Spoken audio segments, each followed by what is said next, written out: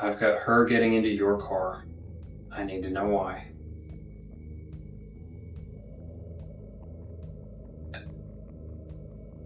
I know she got in your car. I saw you in your shirt, arms fully extended. Where did you drop her off at? On June 9th, 2017, a young Chinese scholar named Yingying Zhang vanished from the University of Illinois campus. Within days, investigators identified a suspect, a physics graduate student named Brent Christensen. What followed was one of the most chilling interrogations in recent American criminal history. This is the story of how detectives pieced together a mystery and how a suspect's web of lies slowly unraveled under pressure. This case serves as a stark reminder of the darkness that can hide behind an ordinary facade and the devastating consequences of violent impulses acted upon. My name is Anthony Manganaro. This is Eric? Yeah, Detective Eric Stuyvesant. Detective with University Police, okay. We are investigating the disappearance of Ms. Yingying. This is a voluntary interview, so at any time you're done, we'll drive you back home. That's the end of it, but just kind of given that it's late and stuff like that. Yeah. Out of abundance of precaution. All right, so before we ask you any questions, you must understand your rights. You have the right to remain silent. Anything you say can be used against you in court. You have the right to talk to a lawyer for advice before we ask you any questions. So I'm trying to read upside down. You have the right to have a lawyer with you during questioning. If you cannot afford a lawyer, one will be appointed for you before any questioning if you wish. If you decide to answer questions now without a lawyer present, you have the right to stop answering questions at any time. I'm willing to answer questions. It's some questions.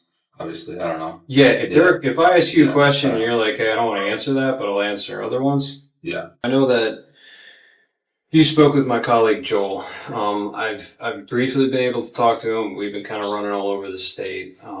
So if you can kind of give me a recap of what you told him, I would appreciate it. Okay. Our investigation, as I'm sure Joel probably told you, is the disappearance of this woman, this young lady, and the most viable tip that we had referred to a black Saturn Astra. So that's why he came to talk to you. Yeah. They came. They were just checking out all of the Saturn Astras in the area. I know it's a pretty rare car, so probably a short list. Yeah.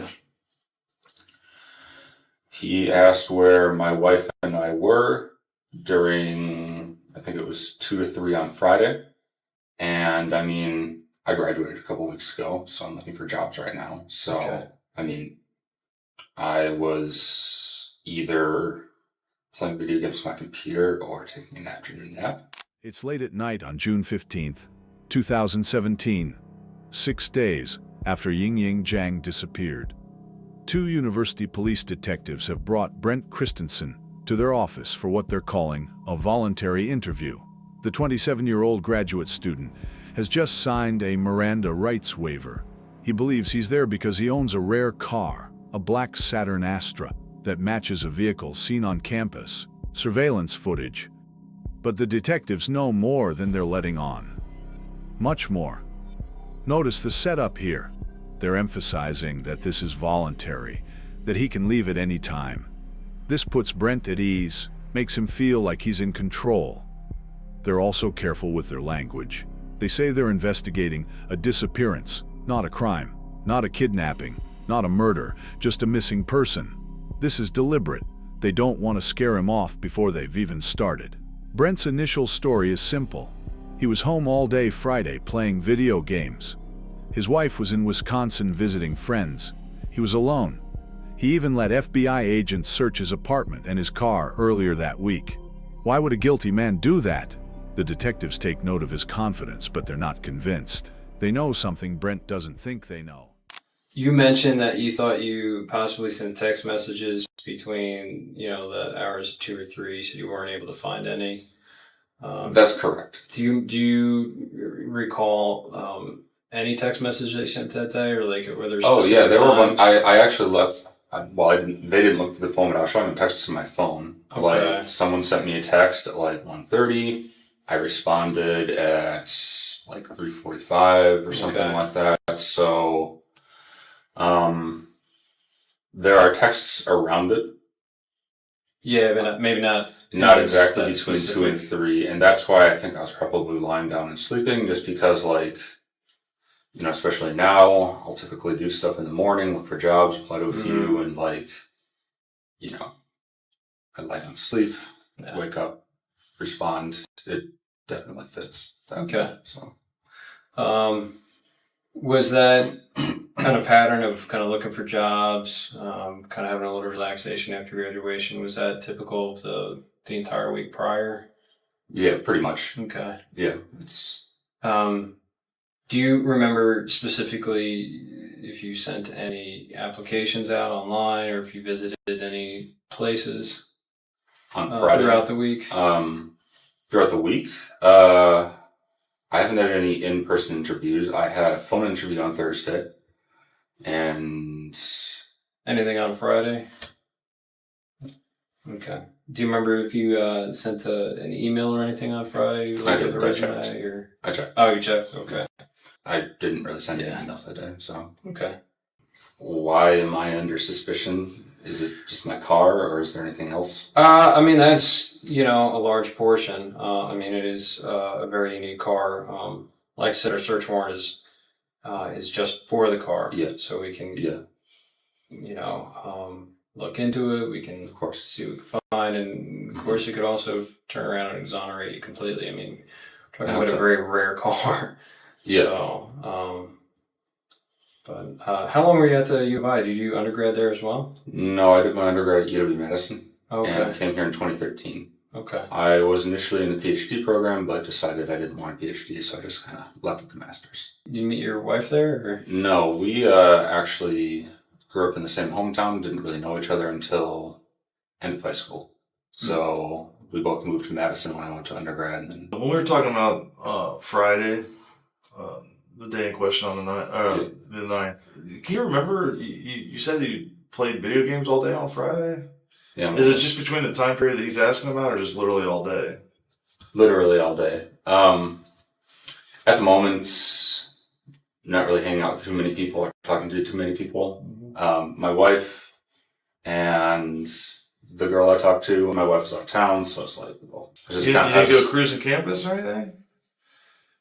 I did on Saturday, but I mean, getting a little stir crazy, just decided to go out for a drive on Saturday. For the first 15 minutes, the interrogation feels almost cordial. The detectives are building rapport, asking basic questions about Brent's life, his education, his daily routine. This is standard interrogation technique.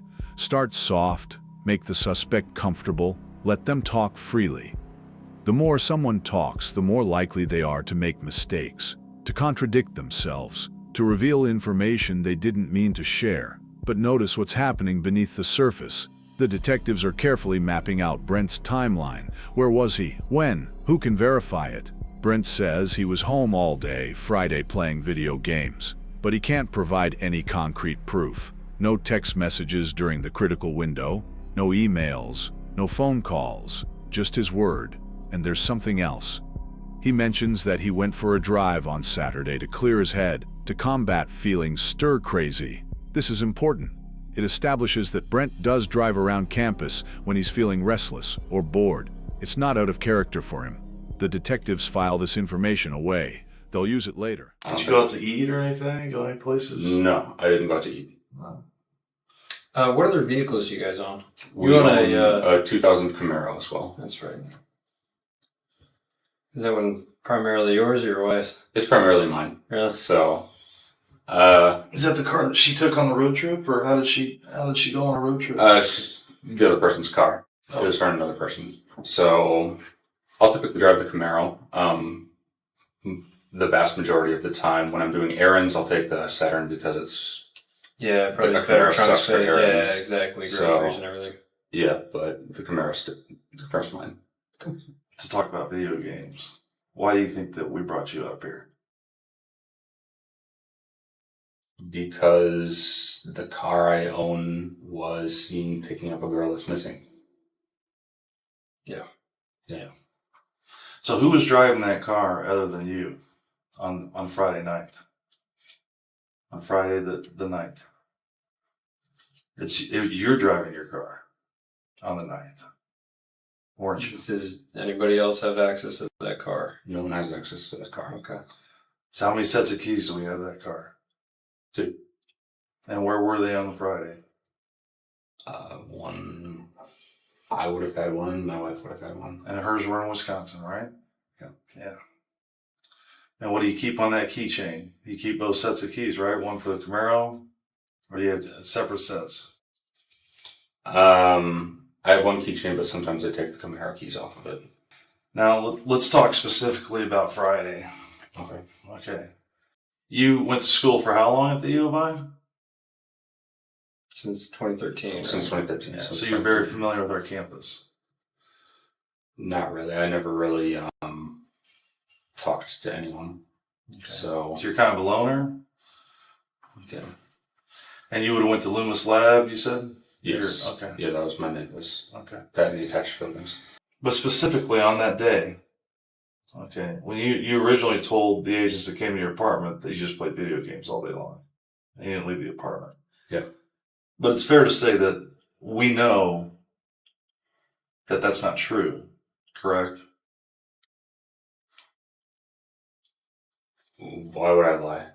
I mean, Maybe there's some misunderstanding why we're here. Because, like I said, we're not just looking for a needle in a haystack. I'm sorry. Let me take that back. We are looking for a needle in a haystack.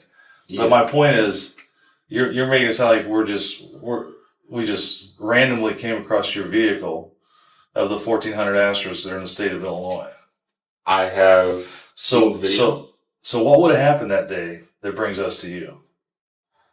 Probably that I live in Champaign. I mean, I've never seen one before, an Astra. Believe me when I say that the full weight and force of the FBI is going to descend on that vehicle. Okay. And all that entails. Okay. Right now, my primary concern and why I've been out till midnight, and these guys have been out till midnight every single night, is we're trying to find this girl. It's raining outside. It's nasty. She's a foreign student who's only been here for a few weeks. I want to find her.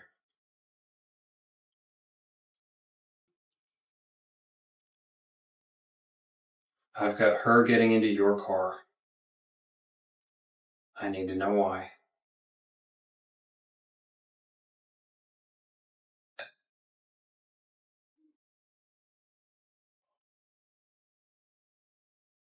There's Brent, I need to know why she's getting into your car, and I need to know where she went.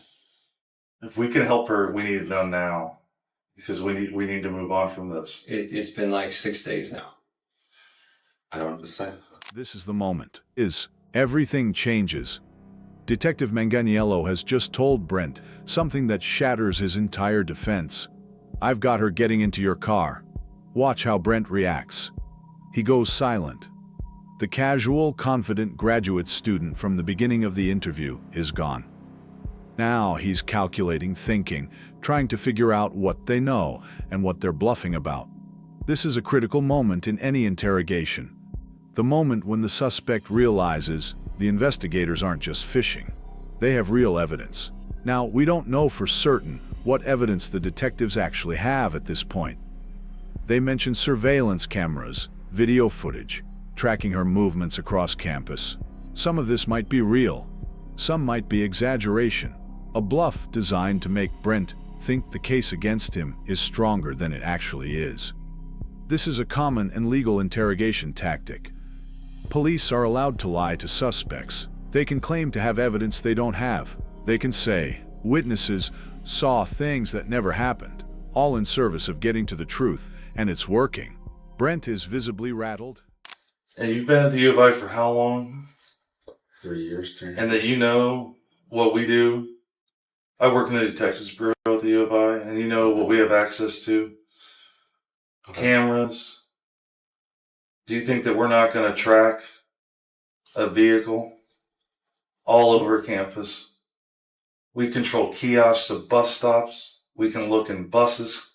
We can look in every building out on the streets.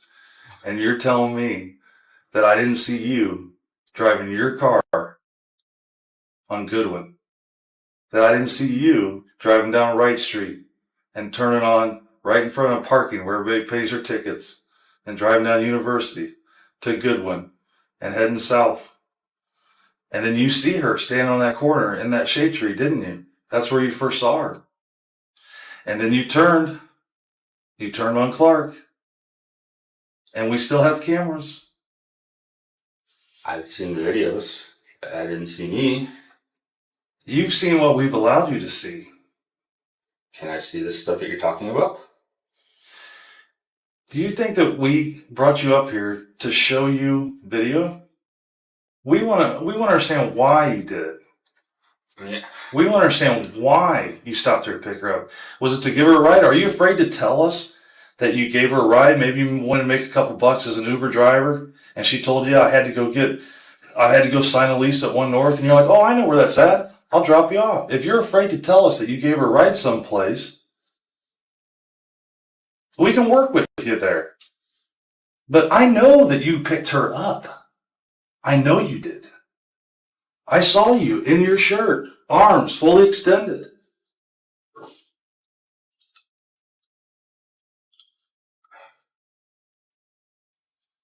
Where did you drop her off at? She was looking for a ride. She had missed her bus. She told you she was going to 1 North, so where did you drop her off at?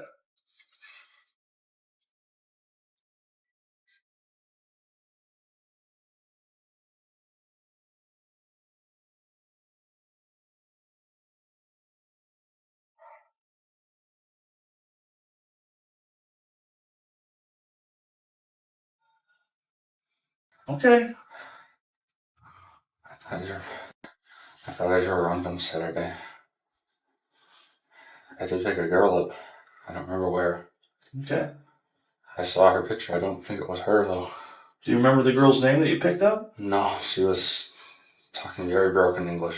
And there it is. After 29 minutes of maintaining his innocence, after insisting he was home all day playing video games, Brent's story finally cracks. But notice how carefully he constructs his new narrative. He doesn't confess to picking up Ying Zhang. Instead, he admits to picking up a girl on Saturday, not Friday, and he's not even sure it was the missing woman. He saw her picture, but he doesn't think it was her. This is what interrogation experts call minimization, admitting to something minor to avoid admitting to something major. It's a classic defensive strategy. Brent is giving them just enough to explain away the evidence they claim to have, but not so much that he's confessing to a crime. He picked up a girl, sure, but it wasn't the missing woman, and it was Saturday, not Friday. And nothing bad happened, she just got spooked and jumped out of the car. But the detectives aren't buying it. They know the difference between a partial truth and the whole truth, and they're going to keep digging. Tell us about what happened. What time of day was that? Early afternoon. I don't really remember. Okay. I was just driving around. I saw a girl, and she was very distressed. Okay. So I stopped my car and looked at her. I Okay. asked her if she needed help. I talked to her for a little bit, not much. Was this when you got on the north side of the railroad tracks on Goodwin? When you went across University and you drove on north? Did you let her out by the hospital or by the railroad tracks? Or where did you let her out at? I don't really remember specifics. Was it close to where you picked her up? Yeah, it was relatively close. It was in a residential area. When you say she freaked out, what did she do? Did she start throwing things at you? Did she scratch you? It looks like you have a scratch on your right bicep there. Is that from... I scratched myself in my sleep. That's from me. Okay. So she just freaked out. So she's sitting in the front passenger seat of your vehicle? Okay. Has anybody else sat in that front passenger seat since she got out of the car? Probably. Not with me, but with my wife, probably. I mean... So other than your wife, who else sat in the her. front passenger seat with you that you know of? I don't know. I want to find this girl because I know she's alone and scared out there, and we Yeah. don't have any contact with her. So you said you picked her up. Yeah. You went a couple blocks away into a residential area. Do you remember if you went north? I went north for sure. Okay. I mean, I know my criminal directions in the Yeah. city. Okay. So you went So north. that was relatively close to Loomis. So All right. To where? it was relatively close to Loomis. I'm somewhat Loomis? familiar with that Okay. area. Where you dropped her off or where you picked her up? Where I picked her up. So I'm serious when I say I'm pretty antisocial. I pretty much just go to Loomis area, that parking lot there, and then go home. Okay. But I knew my general area, Mm-hmm. and I don't remember exactly where I was. Okay. Where did you drop her off at? There's a residential area, I guess, a little north of Loomis. The same street you picked her up from, right? Yeah, north of that place. That would be Goodwin Avenue that you were on. Okay. So And you're facing north when she gets in the showed car. me her phone, and I was like, broken English. She said, "I'm going here." Mm-hmm. So she was showing your phone like a maps program? Yeah. Okay. And I saw it was north, so I started driving north, and she said something like, "Turn left after a couple blocks." Maybe she said something else, because that's really when she started freaking out. Okay. And she wanted to get out of the car. I get out, try pulling the door. It's locked because the car auto locks. Mm-hmm. I unlock, she got out, does it. Where were those streets at? Do you remember? No, I don't remember. Brent is building his alternative narrative now. Piece by piece, he saw a distressed Asian woman. She had broken English. She showed him an address on her phone, a map program. He started driving north, trying to help her get where she needed to go. But then he took a wrong turn. She panicked, and he let her out in a residential neighborhood a few blocks from where he picked her up. It's a plausible story. It explains why he picked her up. It explains why she was in his car. It explains why there might be forensic evidence in his passenger seat. And most importantly, it explains why he lied initially. He was just embarrassed that he'd tried to help someone, and it went wrong. He didn't think it was relevant.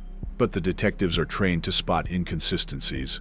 And this story has several. For one, Brent can't remember specific details. What street did he drop her off on? He doesn't know. What was she wearing? He doesn't remember. What kind of phone did she have? He's not sure. These are things that someone who innocently gave a stranger a ride would remember, especially if that ride ended in the stranger panicking and jumping out of the car. There's something else too.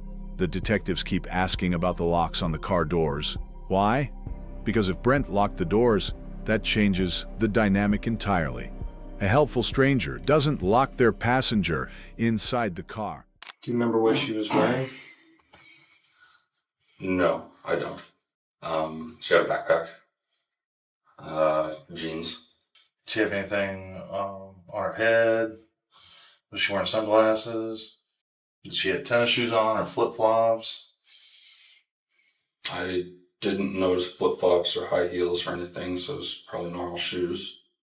What was her ethnicity? You said she had trouble speaking English. What was She was Asian. She was Asian. She was Asian. Okay. Um, What do you think? How old do you think she was? Do you think she was a grad student, undergrad? Was she somebody? my guess was about 20. Okay. My guess was about 20. Her hair length-ish, not here.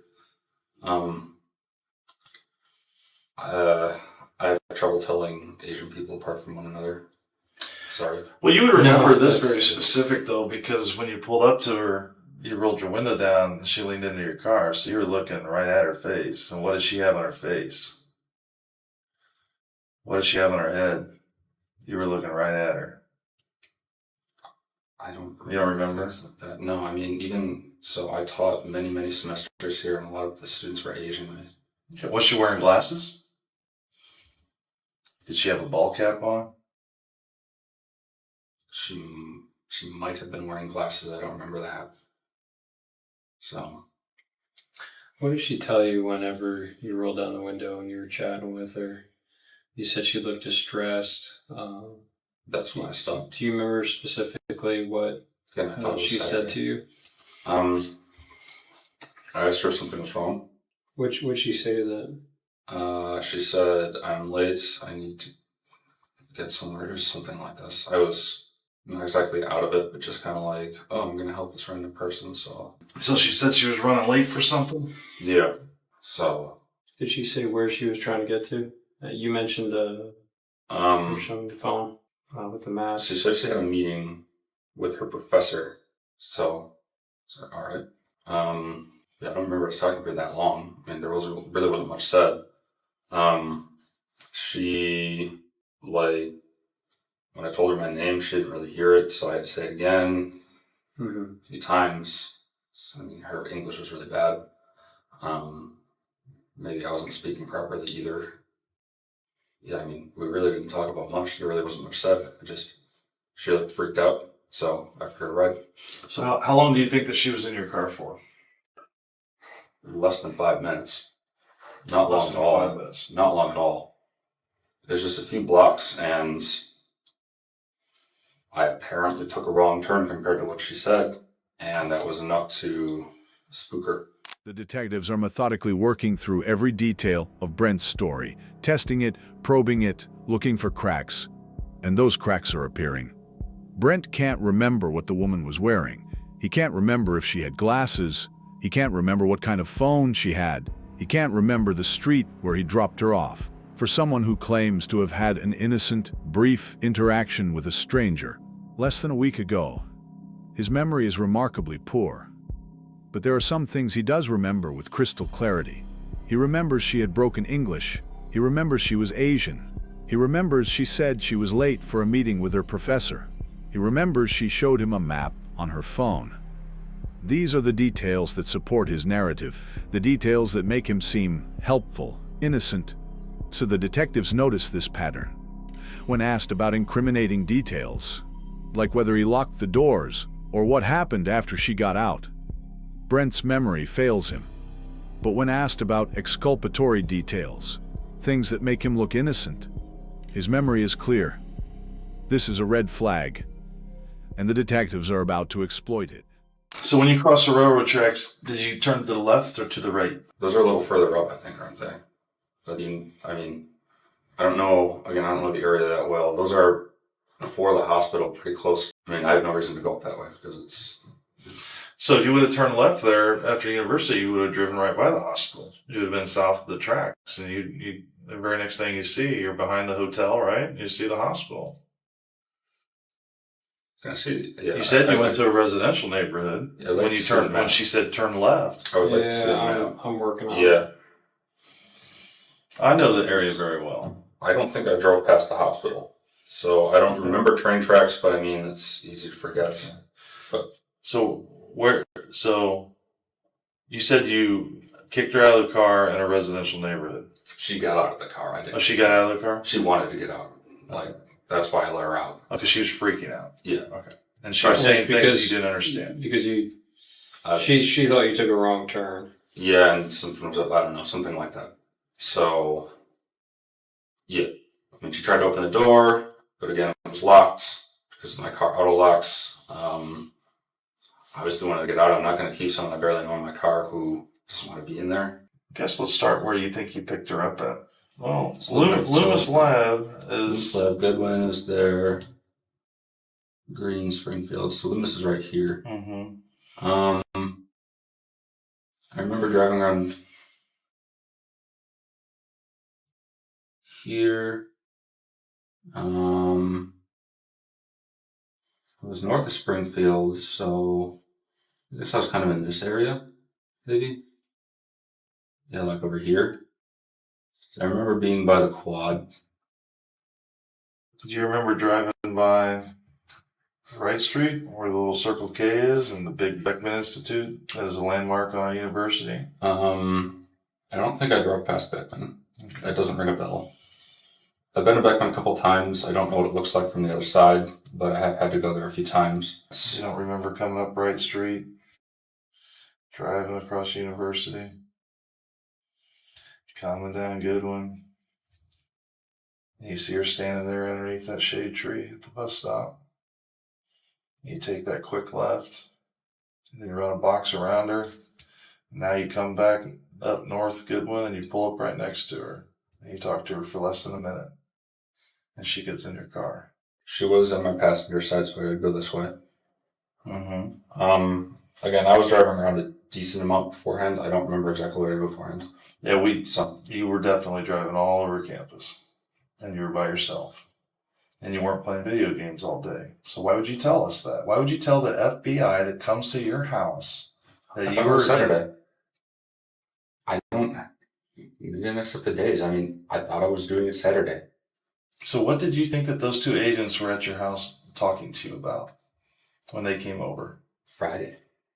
That's why. I mean, Friday is a day, or Friday, or they're there to ask you if you picked up an Asian female and gave her a ride. about Friday. I mean, they were asking me about Friday between 2 and 3. So I told them.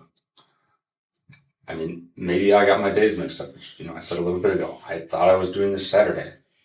But you didn't bother to tell them, oh, I didn't. I played video games all day Friday, detective, but I actually did pick up a female on Saturday. You didn't feel the need to give them that information? And it might be important? I mean, This is where Brent's story really starts to fall apart.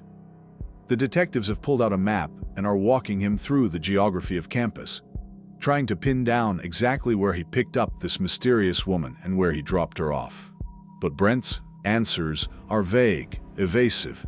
He doesn't remember which streets he was on. He thinks it was in a residential area north of Loomis Lab, but he can't be specific.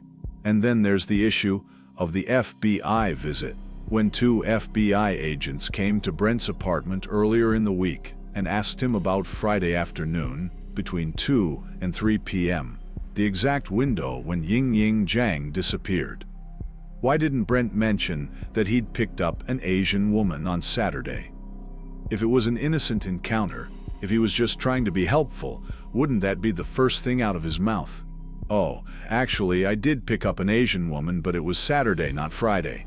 But he didn't say that. He told the FBI he was home all day playing video games. And now, 6 days later, when confronted with evidence that he's lying, he's suddenly remembering this Saturday encounter. It's too convenient, too rehearsed. The detectives know it, and they're about to turn up the pressure even more. I'm going to ask a personal question. Don't take it the wrong way.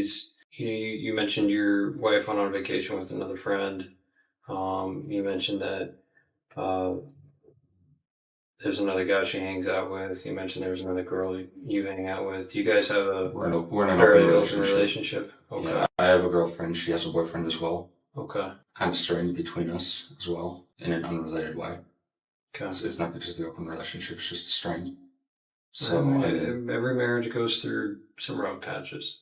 Yeah. I mean, how long's that been going on, that strain? a few months. Few months. Yeah, I mean, I didn't tell her that I did this because I was scared that, well, great, now this is happening. Did she go to Wisconsin with a boy or another girlfriend? Guy. How'd that make you feel when she went away for the weekend, this long weekend with that guy? Lonely. Yeah. And it's okay. Those are normal human feelings.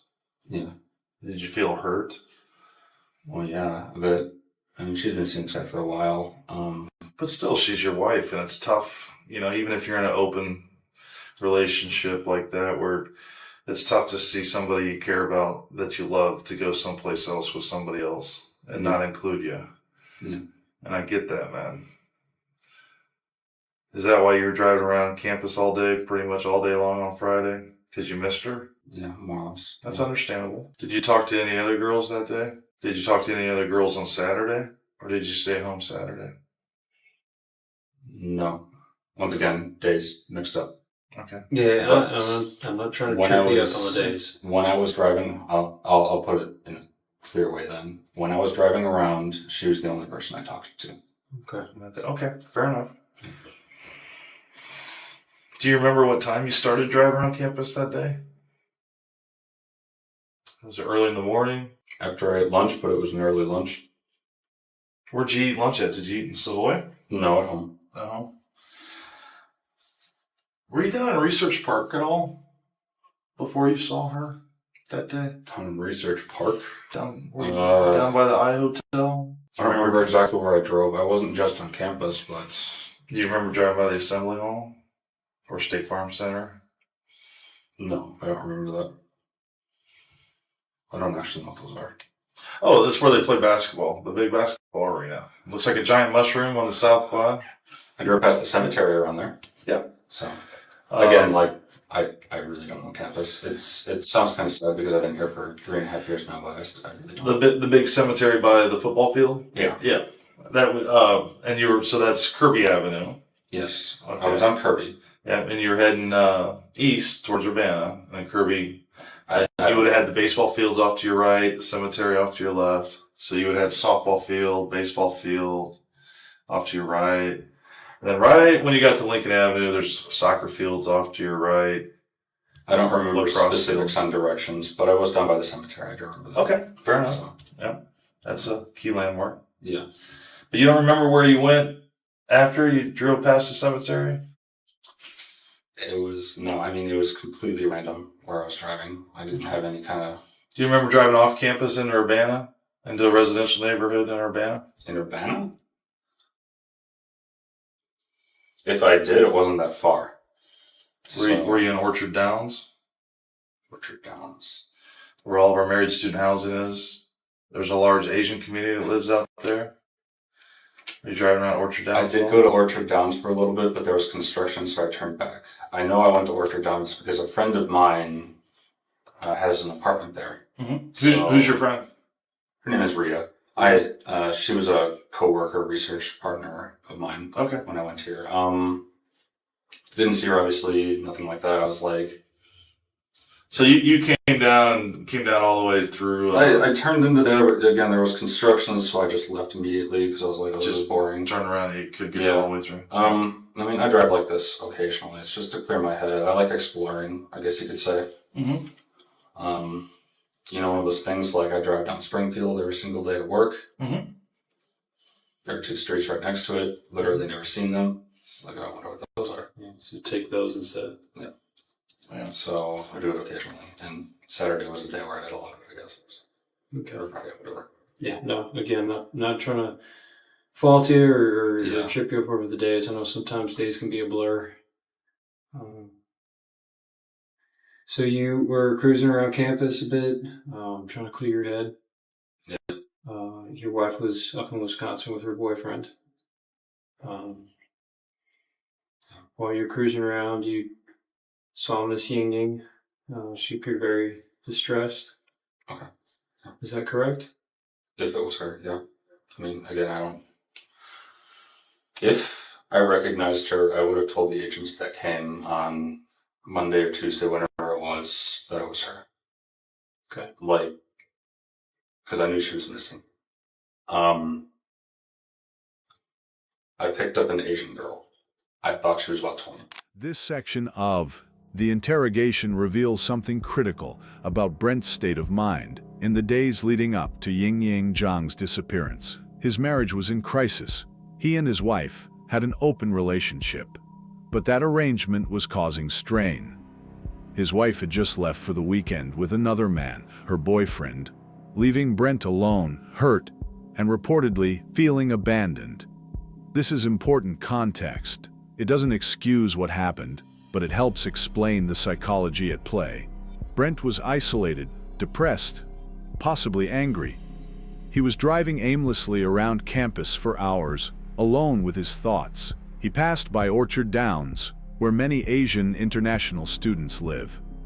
He was thinking about something, looking for something, and then he saw Ying Zhang standing at a bus stop, alone, vulnerable. What went through his mind in that moment? Was it opportunistic? Predatory? Or had he been fantasizing about this scenario for hours, days, maybe longer? The detectives are building a psychological profile.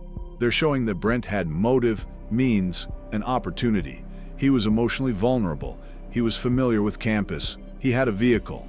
And he was actively cruising the area where Ying disappeared, at the exact time she disappeared.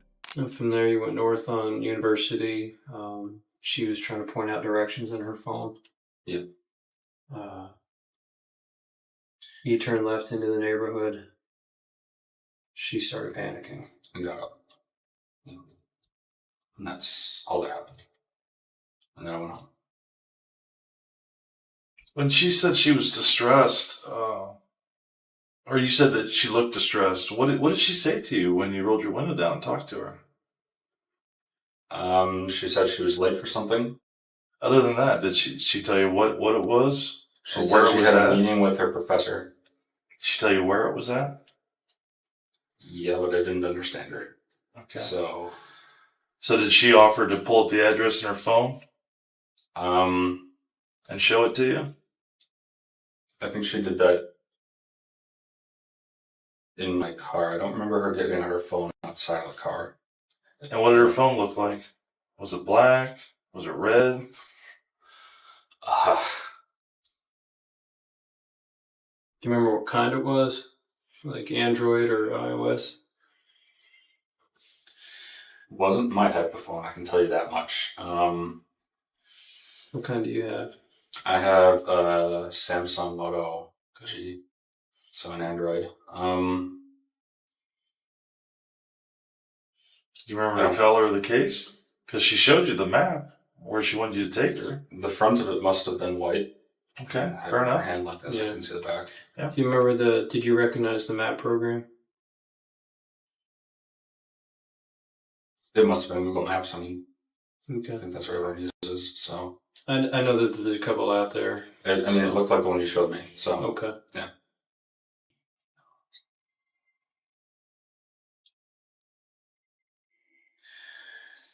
Again, my theory is she was in there a little bit longer. Okay. I'd like you to be more forthcoming with me because, again, I need to find where she is. Got her family flying over here from China. It's been 6 days. It's rainy outside. I need to find her. We have 600 Chinese students that have volunteered to look for her. What I can tell you is that we will find her. Now, when we find her is up to you. Because you know, and we know, that she didn't just get out of your car. So we need to know where she is now so that we can move forward from this. But if you maintain that she just got out of the car and walked away, it's very difficult for us to move forward. Were you hoping for just kind of like a quick tryst with her, or you see if trying to pick her up? I mean, that would have been nice, but I'm going to ask you a weird question, and a lot of us have fetishes. How would you describe your relationship with your wife? Are you guys into certain things? Do you like porn? Do you like... we're pretty vanilla together. But yeah, that's pretty much it. We have some stuff in our apartment. I mean, do you have like certain types of people that you have fantasies about that you might want to hook up with? Not particularly, no. Oh, I'm gonna step out for a second. Okay. They're blowing me. I mean, have you ever like... you do realize like everything you tell us, we fact check regardless of what you tell us. So, Yeah, I know. like stuff like YouTube videos that you've seen regarding Asian women. Do you like videos of Asian women? Like Korean women? Like K-pop songs and stuff. I mean, Maybe. I like all types of women. Okay. And that's the truth. So I don't have an Asian fetish. But something drew your eye to her because Distressed. you were cruising all over, and if she was truly distressed, I mean, there was an e-phone stand right behind her. She could have pushed that button and got help. And she didn't ask you for help per se. She asked she needed to get to. She was late for something. Yeah. And so you offered to give her a ride. Mm-hmm. The detectives are now probing Brent's sexual interests and potential motivations. They're asking about fetishes, about porn, about whether he has a particular attraction to Asian women. Brent denies having a fetish, but he admits to liking K-pop and Korean culture. It's a small admission, but it's significant. It establishes that Ying Jiang, a young, attractive Asian woman, would have caught his attention. The detective also makes an important observation. If Ying was truly distressed and just needed help, she could have used the emergency phone that was right behind her at the bus stop. But she didn't. She got into Brent's car. Why? Either she felt comfortable with him, he seemed safe, trustworthy, or didn't have a choice. The detective is also starting to plant alternative scenarios. Maybe Brent was trying to pick her up. Maybe he was hoping for a consensual sexual encounter. Maybe things went wrong and he panicked. This is a strategic move. If Brent can admit to something less than kidnapping and murder, maybe just propositioning her or making an unwanted advance, it opens the door to a full confession. But Brent isn't taking the bait. He continues to maintain his story. He picked her up to help her. She freaked out. He let her out. That's it. Look, I've been doing this. I'm 45 years old. I've been policing basically since I was 21 years old, young Marine living out in Quantico, Virginia. I've had a gun on my belt for basically most of my adult life. Okay. And I get that sometimes people lie to me. I don't get upset over that. I don't take it personal. You know, a lot of times people, they tell me truths and then, or they basically, a little bit of truth here, a little bit of truth there, but just to try to stay the course, to make me believe that they're telling me they're being entirely truthful. But you and I know that here and now, what we're talking about, you're not being entirely truthful with us. And at this point, we're trying to help you. We're trying to help her. We're trying to help her family. I don't think that you're a bad person. Something happened though, and something got out of control. And we need to know where she's at. Because the longer she's missing, we're going to find the answers to all these questions, whether we do it now or we have to do it 2 weeks from now. But we're gonna put this behind us, and everybody's going to move forward. And this is a time for you to be entirely honest with us. Her family is coming to China to look for their daughter. So, do you have any sisters? Yeah. I do.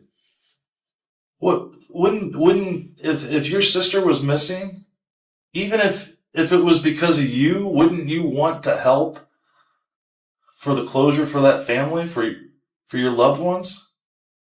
Yeah.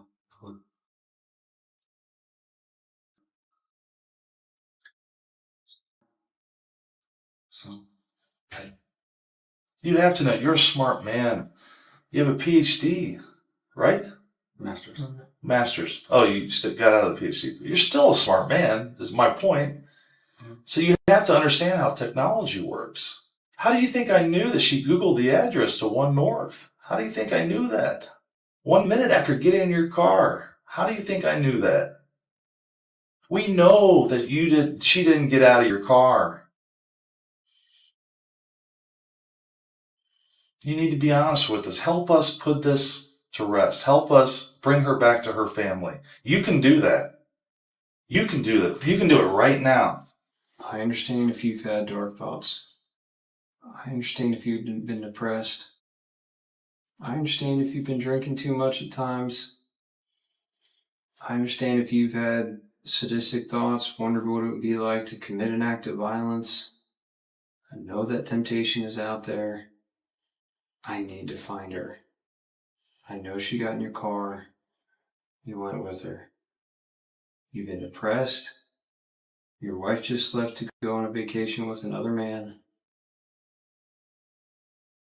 You see her, she gets in, she's vulnerable. Let me find her. I think I've told you. Okay, so did she get back in your car then? No. Did you get out of the car and follow her? No. Definitely not. I didn't get out of my car a single time. Why not? Was it because of the kind of neighborhood you were in? I don't know anything about that neighborhood. So. Did she run away from you? Did she stand there? No, she stood there, looked at her phone, and I drove away. So I don't remember her going any direction. So that's what it is. Are you sure that you let her out of the car in the neighborhood? Are you sure you didn't let her out more towards the heart of Champaign, maybe close to the railroad tracks?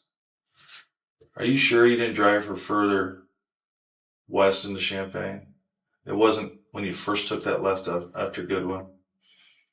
I don't remember how far it was. I thought it was shortly after. I don't remember like crazy specifics like that. I don't know. You would remember this drive. Not specifics like that. Like how far are you talking? Like a mile or two? No, not that far. I don't think so. Okay, so you're telling me that when we find her, we're going to find her phone, is what you're telling me. Is that what you're telling me? Because when she got out of her car, or your car, she had her phone in her hand? I have no idea. She had her phone. Yeah. I don't know. Detective Manganiello is now in full persuasion mode. He's appealing to Brent's empathy, his intelligence, his sense of right and wrong. He's painting a picture of Ying Ying's family, flying across the world to search for their missing daughter. He's asking Brent to imagine if it were his sister who was missing. Wouldn't he want closure? But more than that, he's introducing the concept of dark thoughts. He's normalizing the idea that Brent might have violent impulses, that he might have been depressed, that he might have wondered what it would be like to hurt someone. This is a crucial technique. By suggesting that these thoughts are understandable, even common, the detective is giving Brent permission to admit to them. It's a way of saying, you're not a monster, you're human, you had a bad moment, but now you need to make it right. The detective is also continuing to claim that they have technological evidence, cell phone tracking, GPS data, that proves Ying Ying didn't get out of the car where Brent says she did. Whether this is true or a bluff, it's putting enormous pressure on Brent. If they can prove he's lying about where he dropped her off, then everything else he's said becomes suspect too. But Brent still won't fully confess. He maintains his story, even as it becomes increasingly implausible. Well, certain questions we ask you, we know the answers to. We're seeing if you're being truthful with us. Okay. If I ask you a question I know the answer to, and you give me a different answer, I know you're not being truthful with me. Yeah. This is part of the reason why we keep asking it. Help us find her. I appreciate you being honest with her getting into the car. It tells me that you're telling the truth because I knew the answer to that. So I want to bring her back to her family. Okay. Okay. What happened in that car? I know she was looking for directions. Things went sideways. Tell me what happened. That's what happened.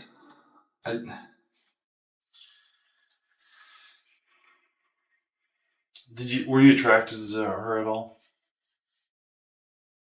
I mean, she's a good-looking girl. Did the thought cross your mind? Yeah, the thought crossed my mind, but that probably happened with anyone. I mean, maybe she's into that, is my point. And I'm not judging you if she got in your car and she wanted to go to another location. You guys have some fun, roll around, have sex, consensual sex. Something happens. You panic. Is that a possibility? No. You sure? Yeah, I'm sure. So you're telling me you never had sex with her? I never had sex with her. never penetrated her with your fingers? Any parts of her body? With No. your penis? No. With your fingers? No. Never had sex. Did you kiss her? No. Okay. Are you afraid to tell me if you did? Because it seems like you're trying to think instead of just answer the question. You're trying to think about 3 steps forward, Well, like where I'm going with it. And I think I've demonstrated enough. I've shared enough with you that you know that I know that you didn't drop her off in that neighborhood. You know that we can follow her phone. okay. So where did you drop her off at? Where'd you take her, Brent? We need to find Ying Ying. Tonight. In the end, Brent Christensen was arrested and charged with kidnapping and murder. Physical evidence found in his apartment, including traces of Ying Ying's DNA, would ultimately seal his fate. He would eventually be convicted and sentenced to life in prison. But Ying Zhang's body has never been recovered. Her family never got the closure they deserved.